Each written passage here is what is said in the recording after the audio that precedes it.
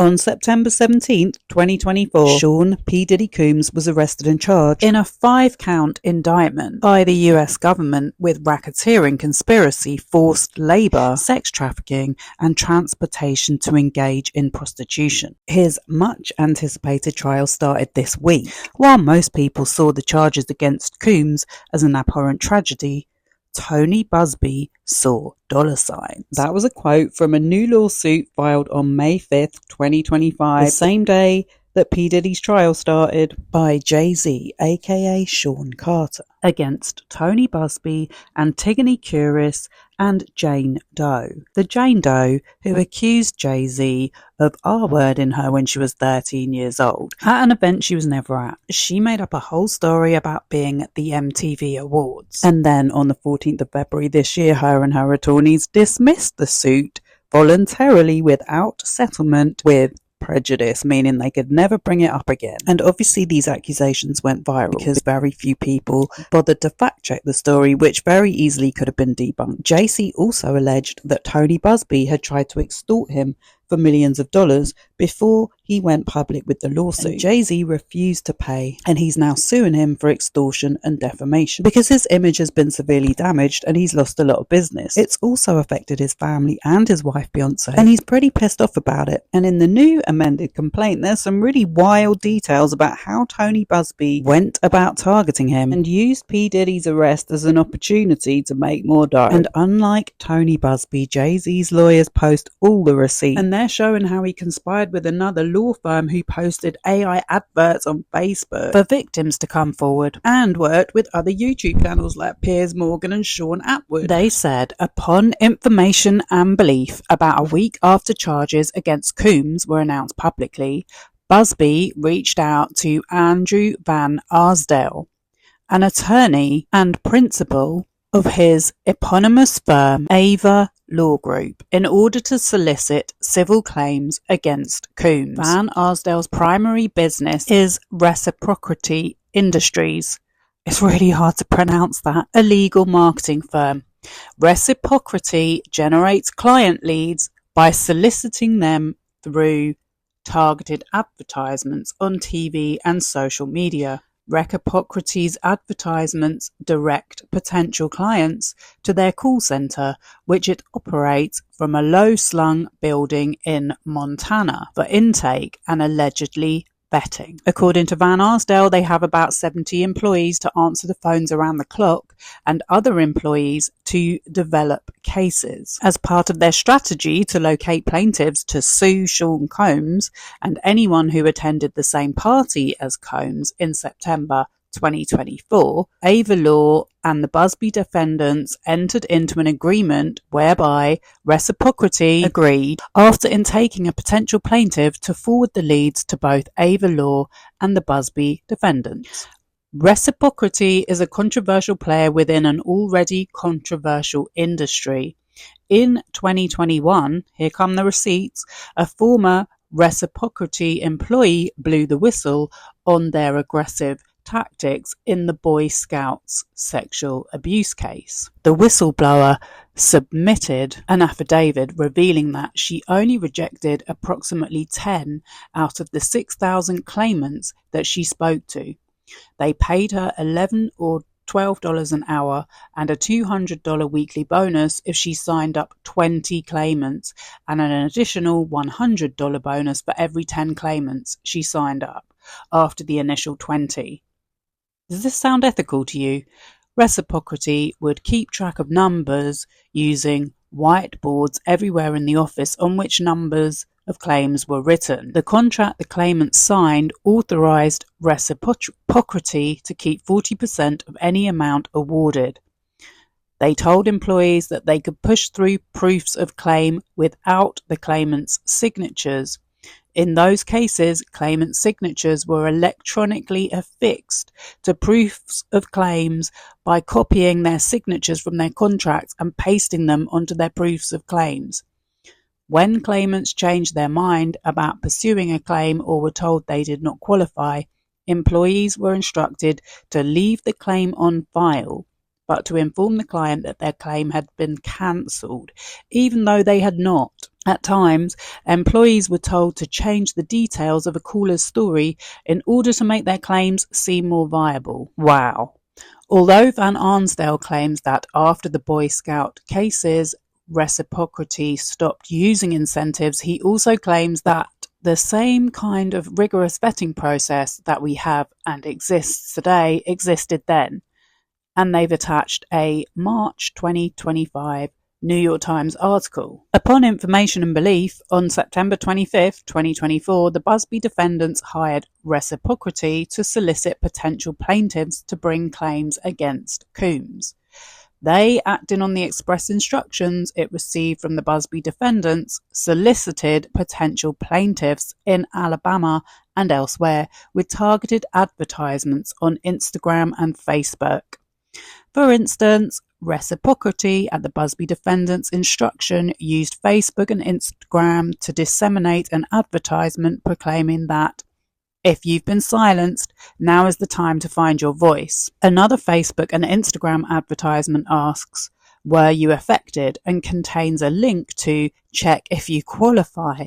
Each advertisement contains an AI-generated image of Coombs, two of which show Coombs in a jail cell. The Busby defendants, through Reciprocity, targeted Alabama residents with those and other advertisements on Facebook and Instagram. Moreover, the Busby defendants paid for and generated a 1-800 sexual abuse hotline that Alabama residents and others were encouraged to call if they thought they had a claim against Coombs and anyone who attended the same party as Coombs. Upon information and belief, the Busby defendants set up this free-to-the-caller 1-800 number as opposed to utilizing their local phone numbers in order to attract callers from outside of their home states, including callers from Alabama. Online and telephone responses to the Busby defendants' ads would flow to Van Arsdale's Boiler Room call center, where an employee would walk the caller through a questionnaire called Busby Ava Sean Coombs Abuse. And here we have a picture of the call center screen. So we have a whole call center operation, employees working for $100 and $200 bonuses to get claimants to sign up, having their signatures copy and pasted onto legal documents. Busby wasn't even legally permitted to be filing lawsuits in the Southern District state of New York. But on September 26, 2024, on the social media platform Instagram, Busby shared a post that informed readers that the Busby law firm has been associated by the Ava Law Group to act as lead counsel to pursue claims on behalf of more than 50 individuals. And although Busby had only allegedly begun pursuing claims against Combs one day earlier, ominously warning that many other individuals will be implicated. Through this process, many powerful people will be exposed. Many dirty secrets will be revealed. We know what we are potentially up against. And as is always the case in situations like this, when a celebrity is involved, people can be downright mean and nasty. I always wonder if that poor girl at the back really knew what was going on. That was the press conference he held on October the 1st, 2024. He announced they were representing 120 corroborated vetted clients who intended to sue Sean Combs. This was when most of us saw tonybuzbee for the first time. So now we know the firm he used had previously used a paid incentive to recruit claimants. I just thought there was something very sus about him, but a lot of YouTube channels were eating it up, and he went on a media tour to generate more claims. Between October the 1st, 2024 and October the 14th, Busby sat for no less than 10 interviews with national media, including such greats as October the 1st, Chris Cuomo, October the 2nd, Elizabeth Wagmeister on CNN, Jesse Walters on Fox News, Sierra Gillespie on Law and Crime Network, Chris Hansen on True Blue Streaming Network, and on October the 3rd,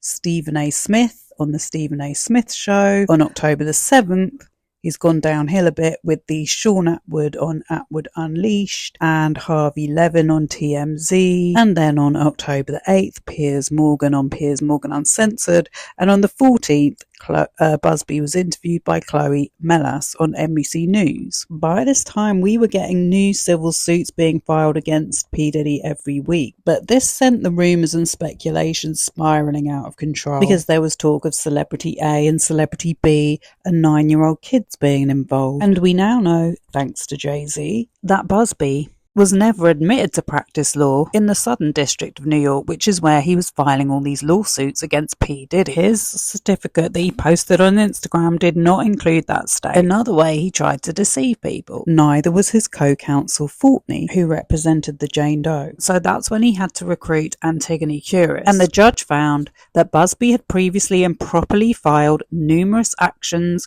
in the Southern District State of New York and scores of submissions in this case and other cases using the ECF credentials of another attorney, Antigone Curis, without having even applied for regular or pro hac vice admission to the United States District Court for the Southern District of New York. The judge basically ruled that they had hidden from the courts that they were not admitted to practice in that district. Curis did receive a hearing about whether she was going to get sanctions for this action, but she was let off by the judge after she made a grovelling apology. And she has a bit of a dodgy history of her own with representing victims, but I'm not going to get into that in this video. Anyway, Busby has had to withdraw all the lawsuits he filed against P Diddy. All 120 of them, letting down all of those people, whether they were genuine or not, and there's no outrage about it as far as I can see. And after all that, Busby is representing more dodgy cases against Shannon Sharpe now, and people still don't see him for what he is. But we're not going to get into that. Essentially, Curis is named as a co-conspirator to extort Sean Carter and became an integral part of the scheme by using her admission to the SDNY, weaponizing the civil justice system. In other words, she knowingly and intentionally filed a complaint against Mr. Carter, Jayz, which contained false allegations for the purpose of leveraging a settlement for a conspiracy that was hatched in Alabama. So they're alleging that the Jane Doe responded to one of the Facebook adverts, we don't know which one, on or around the 14th of October 2024. And that's when she retained Van Arsdale's law firm to pursue claims against Sean Combs. However, according to her father, it was Fortney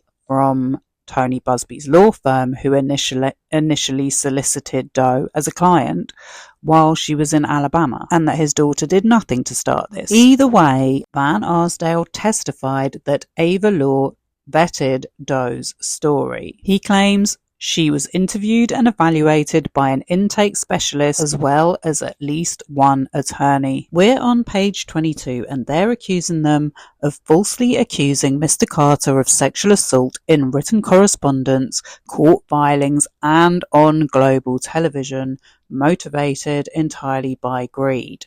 They say that in October 2024, Doe was suffering with personal and financial hardships, and at the time she had already lost custody of her children, and her parents, who, on information and belief, supported Doe, had recently suffered their own financial hardships and had filed for bankruptcy protection. Open source information, love that, also revealed that Doe has a long history of mental health and substance abuse issues. Desperate to obtain a payday, Doe hired defendants, including the Busby law firm, which has a long history of whipping up a media frenzy with vague and sensational claims against public figures. And together they hatched a scheme to extort a large payout from Jayz under the threat of devastating harm to his reputation and to his life. So what they did was they filed this lawsuit on October 20th, claiming that she had been sexually assaulted by Celebrity A. And bear in mind, Busby's already gone around all these channels and programs promoting himself to seem legit. Busby then sent an extortionate demand letter to Sean Carter, Jayz's attorney. That's on November the 5th, alleging that Celebrity A is Jayz and intimating they expected a large settlement to keep Mr. Carter's name out of the suit. When he refused to pay, they all doubled down, weaponizing the civil justice system in attempt to leverage Mr. Carter by formally naming him in the complaint, which contained utterly false, fabricated, and horrific allegations. And when that also failed, Doe and her co-conspirators resorted to defaming Mr. Carter on global television. So that was when she made an albeit anonymous appearance on NBC News. Some of us who had bothered to look up the details on her lawsuit knew she was lying. But that was before she went on the news, and then she made herself look really foolish because even they had fact-checked some of the information. Driver who offered her a ride to an after party. I stumbled upon Diddy's driver who told me that I was exactly what Diddy was looking for. What did you think when he said that to you? I thought it meant that I was just pretty. She went to a White House, she says, where she spoke to musicians Benji Madden and his brother. I'm talking to Benji Madden about his tattoo because, I have about his tattoo that's the Last Supper because I have a religious background. So it was just something to talk about. In a statement to NBC News, a representative of the Maddens confirmed that they did not attend the 2000 VMAs and that they were on tour in the Midwest at the time. At the after party, she says she had a drink that made her feel woozy. Then she says Combs and Carter took turns raping her while a female celebrity watched. JC comes in and rapes me. He at that point I was fighting, trying to get away from him, and he put his hand over my mouth and told me to stop it, cut the. After the alleged rape, she says she ran to a gas station where she called her father, who picked her up and drove her home. We rode home in silence. He didn't ask me what happened. He didn't ask me what I did or where I was. In an interview with NBC News, her father said he could not verify the claims. Quote, I felt like I would remember that, and I don't. I have a lot going on, but I mean, that's something that would definitely stick in my mind, he said. When we asked the woman about the contradictions in a phone interview on Friday, she said that she stands by her statements. I have made some mistakes, she said. Honestly, what is the clearest is what happened to me. So that comes out. Unbelievably, some people are still trying to say she's credible. And now in the lawsuit, we see a lot more information about this Jane Doe. Really interesting, important information. Like she's already accused other people of SA. They said a simple Google search or other public record search by any of the defendants of Jane Doe, using her real name, which obviously they had, would have immediately cast doubt on her credibility by revealing that, among other things, 90 days before filing her lawsuit against Mr. Carter, Doe had been in mental health court. About 10 months before filing her lawsuit against Mr. Carter, Doe was charged with assault in the second degree. According to the testimony of her psychiatrist, suffers from severe mental health disorders, takes multiple prescription medications, has a history of hallucinations, and on 3 previous occasions has made unrelated false sexual assault allegations against others, which were either dropped by her or dismissed by courts. They also said that when she went on the news that far from simply repeating the allegations in her complaint, she unleashed entirely new allegations against him during the interview, allegations that went well beyond those contained in her complaint. She stated for the first time that she had been fighting, trying to get away from him, and he put his hand over her mouth. She also stated for the first time that Mr. Carter, Jayz, told her to stop it, stop it, cut the beep. She also provided other previously undisclosed details about herself and her alleged encounter, like saying she wasn't afraid to be there by herself because of her autism and that she suffered a head injury. So what they're saying is she used the TV interview to embellish her original claims. I've already been over how none of the allegations could be true and how the case was dismissed with prejudice in 2 previous videos. And they point out that she could have withdrawn her accusations at any time, but waited until the 14th of February. And that was only because of Tony Buzbee not having his legal papers in order and having to withdraw all his filings against P Diddy. Then we had the recording that was made by investigators who was sent to her house because they looked her up on Facebook, and they were hired by Jayz or his lawyers, I'm not sure which, but we clearly hear her say that she was told by Busby to bring Jayz's name into it and that Jayz had not committed any offences against her. But not from your mouth. Yeah. He asked you about Jayz. Yeah. But Jayz you're saying he was definitely there? But he had no part in it, or he was just... He was there. He was just there, but he didn't have anything to do with any sexual acts towards you. It was strictly... Yeah. Okay. Okay. And now we're talking about because it was at a party or something like that, right? An after party. So he was just present at the party. Okay. All right. That's so you only got into Jayz's name because he was asked you, and did he suggest that Jayz might have had some part in it? Like He was the one that kind of pushed me towards going forward with him. With Jayz.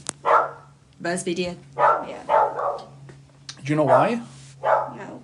He never mentioned it. Just for the record as well, Jayz might have been at this party, but she most definitely wasn't. I know there's a longer version of this recording where they introduced themselves and she is not stressed at all talking to them, but I just couldn't find it. Mr. Carter wanted to know what happened behind closed doors.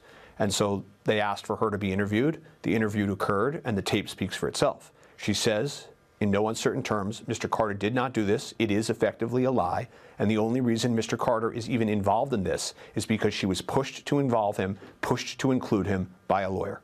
The accuser's lawyer, Tony Buzbee, called it a blatant lie that he pushed Jane Doe to sue Jayz, and he sent us this recording of a phone call with his client. They say that they have you on tape denying that Jayz assaulted you. Is that true? No. They don't. I've never said that. Okay. They also say that you told them, and they have it on tape, that I, Tony Buzbee, told you to came up with this plan and told you to say that Jayz assaulted you so you would get more money. No. They literally did not say that. She says in a sworn declaration that she felt intimidated and terrified at being confronted by these 2 individuals on my doorstep. Was she coerced in any way? Of course not. They did not coerce her, promise or threaten her in any way, shape, or form. She voluntarily met and spoke to them, and she told them her truth, which was, under no circumstances did Mr. Carter do this. And number 2, the only reason he's even involved in this is she was pushed to introduce him by a lawyer. I think it also said in that recording, I wish I could find it, that Jane Doe told the investigators she was told by Courtney and Busby that they needed to drop the case against Jayz because he had made threats against her life and it was too dangerous to continue with the case. And she told them that on the 21st of February. Then one of Busby's attorneys threatened one of Jayz's attorneys during a phone call and said that if Jayz's attorneys filed anything in the extortion and defamation case against Busby in California related to the statements made by Jane Doe, he would issue a public statement that Doe was being threatened by Mr. Carter's people since she dropped the lawsuit, and she dropped the lawsuit only because she was afraid for her life, and the allegations she made against Mr. Carter in the lawsuit were all true. They're also saying that Jane Doe still has not stopped alleging that her accusations were true, and that as recently as April 11th, 2025, she made a post on TikTok lip-syncing an audio track stating, "You couldn't pay to get an apology out of me. I stand on what I said, F you." So you know I had to go to TikTok, and guess what? I found the Jane Doe. Oh yes I did. And obviously I don't want to show her identity, but I will just show a little clip that I've really disguised. I stand on what I said, fuck you. So Jayz's saying he's bringing this lawsuit to hold Jane Doe and her co-conspirators accountable for knowingly and willfully peddling false and malicious allegations against him, and continuing to do so even after she admitted they were false. He's laid out how much money in business he's lost and how much money in access to credit he's lost, and also how much this has affected his family and his kids. And I think this is a very important point. I think Busby is as shifty and as shady AF, and he's very aggressive when you see him in court. Jayz is even alleging that Busby directed his employees to tamper with his Wikipedia page to enhance Busby's image and damage his and Rock Nation his business. Wow, not the Wikipedia page tampering again. Users with an IP address directly linked to the Busby firm made over 100 positive edits to Busby's Wikipedia page. He's saying that after the lawsuits were filed against Jayz, the media was reporting that other businesses could end their deals with Rock Nation and would likely force these business partners to speak out and address how the allegations would affect or even end their business relationship, and that this is exactly what the defendants intended, and that they were banking on the fact that Jayz would fear the reputational assassination, cave and pay. And then he's shown some of the data that shows how the lawsuits against him have negatively impacted people's image of him online. And it's a significant percentage down. I mean, everyone was talking about this, and they refuse to acknowledge that Tony Buzbee is in the wrong. I don't know why. These are some of the things people were saying to him. He needs to be in jail. I can't wait until you join Coombs in prison. Then later in hell. Jayz needs to be locked up. Jayz about to go down. All of you at Rock Nation. Jayz, all of you are going down. Just wait and see. I mean, that could be, what's his name? Tory Lanez. Lock Jayz up. Other comments have accused Mr. Carter of being a Satanist. I've seen that one. A trafficker. A terrorist. And a monster. Called him the N-word and threatened violence against him and his wife, including to kill or execute them. Yeah, completely uncalled for, really. I think the saddest thing about this case is obviously it's damaged Jayz's reputation and his pocket and his family, that people would rather believe lies than the truth. Because this was one big lie from the start, and now when you search it, all you see is the accusations against Jayz. You don't see that he's been vindicated. You don't see that he's suing Tony Buzbee for defamation. You don't see he's got the receipts. You don't see how underhand Tony Buzbee is. I think he's a creep. I think he's unprofessional. And I think these latest lawsuits he's filed are just another attempt to confuse and overshadow his reputation online again. But we will see. And we will watch this space. And I think it's really sweet that Jayz actually has a prayer at the end of his lawsuit. I've never even seen that before. I did not know that was a thing. But yeah, prayers for Tony Buzbee. He needs it.